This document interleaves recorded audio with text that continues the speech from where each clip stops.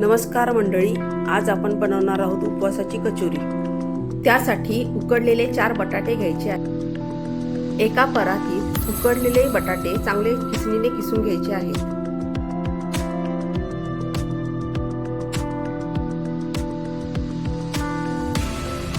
बटाटे किसून झाले की कुठे जर फोडी राहिल्या असतील तर ते हाताने बारीक करून घ्यायच्या।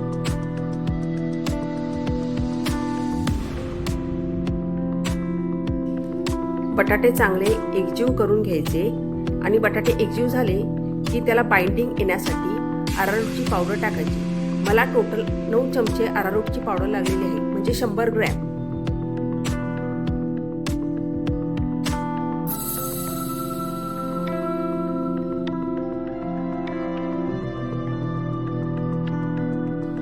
आणि त्यामध्ये चवीनुसार मीठ पण टाकायचं आहे। बटाटा आणि अरारोटची पावडर चांगले एकजीव करून मळून घ्यायचं आहे।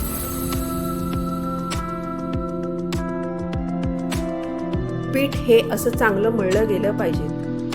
पीठ मळून झाल्यानंतर त्याला झाकून आपण बाजूला ठेवू। आता आपण सारण तयार करायला घेऊ। एका बाउलमध्ये 1 कप ओले खोबरे, आता त्याच्यामध्ये 1 उकडलेला बटाटा किसून घालू।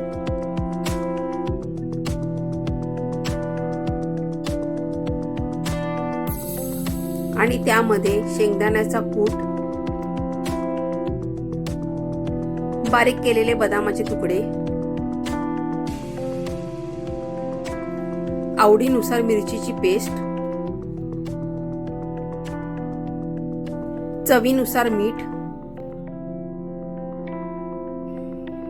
चवीनुसार साखर,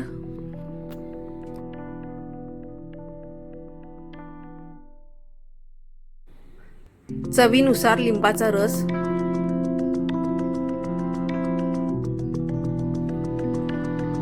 हे सर्व मिश्रण एकजीव करून घ्यावे आणि या मिश्रणाचे छोट्या आकाराचे गोळे तयार करून घ्यावेत।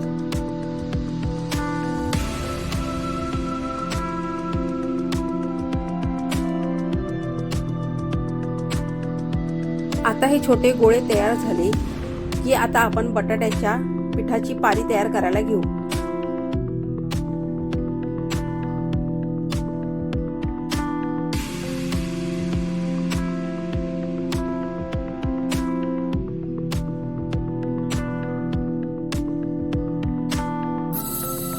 या पारीमध्ये आपण जे खोबऱ्याचे सारण तयार केलेले आहेत ते भरून त्याचे असे गोळे तयार करून घेऊ।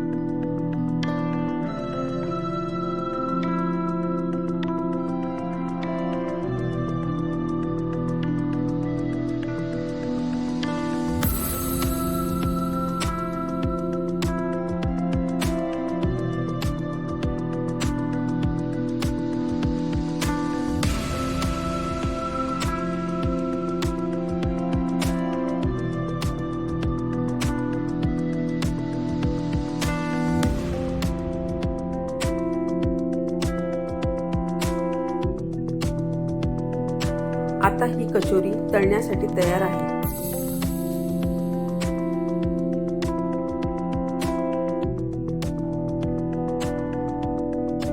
गॅसवर कढई ठेवू, त्यामध्ये तेल ओतावे।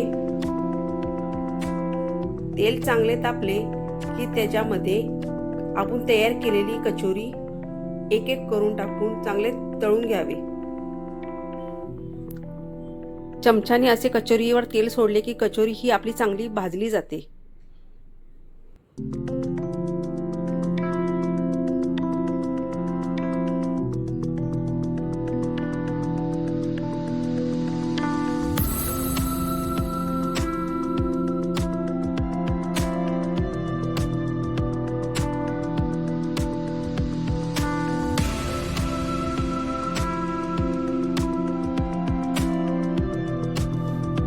अशी छान कचोरी खाण्यासाठी तयार आहे।